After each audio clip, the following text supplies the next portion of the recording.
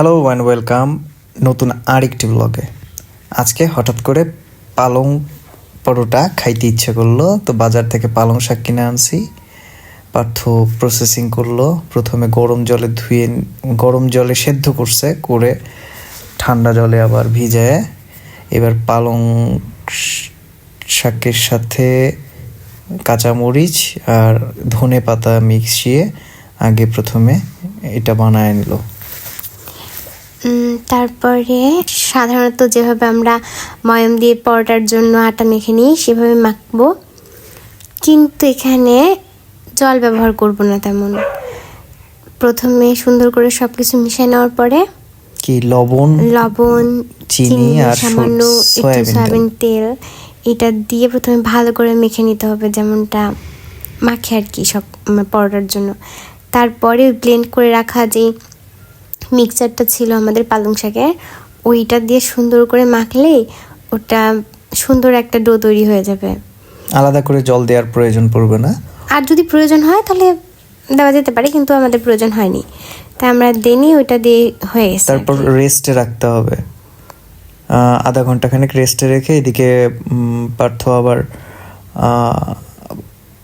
কি এটা চাটনি বানানোর জন্য ধনে পাতাগুলো বাছছিল, আর আমি এদিকে ধনে পাতার সাথে কাঁচামরিচ, আদা আর হচ্ছে রসুন দিয়ে পরিষ্কার করে এনে দিলে তুমি, দিয়ে ওটা পেস্ট বানাছে।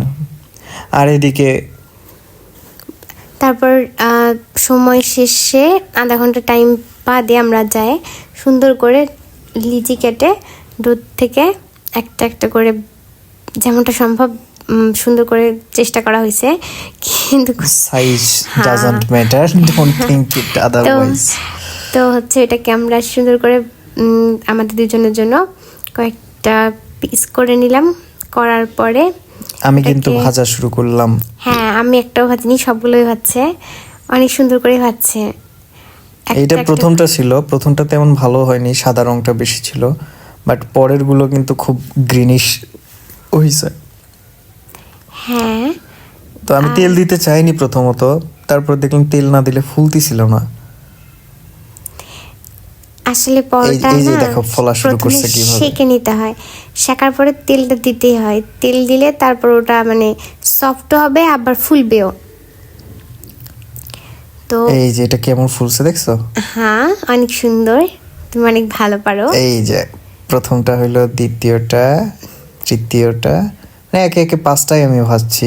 হ্যাঁ, তারপরে এদিকে আমরা যে ধনেপাতা চাটনিটা করছি তার মধ্যে সামান্য লবণ আর একটুখানি সরিষার তেল, একটুখানি না একটু বেশি করে আর কি, সরিষার তেল দিয়ে আমরা চাটনিটা রেডি করে নিলাম। আর ওইদিকে আমি হচ্ছে টমেটো আর পেঁয়াজ কিছু সালাদ হিসেবে ব্যবহারের জন্য রাখলাম।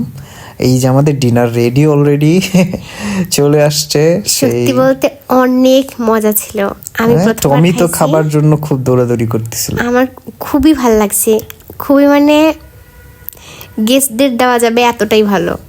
তো আপনারা চাইলে বাড়িতে ট্রাই করতে পারেন, রাতের খাবার হিসেবে অনেক মজা ছিল। সকালে নাস্তাতেও খাওয়া যাবে, এটা স্বাস্থ্যকরও কোথাও না কোথাও, আর তাছাড়া সুস্বাদুও অনেক।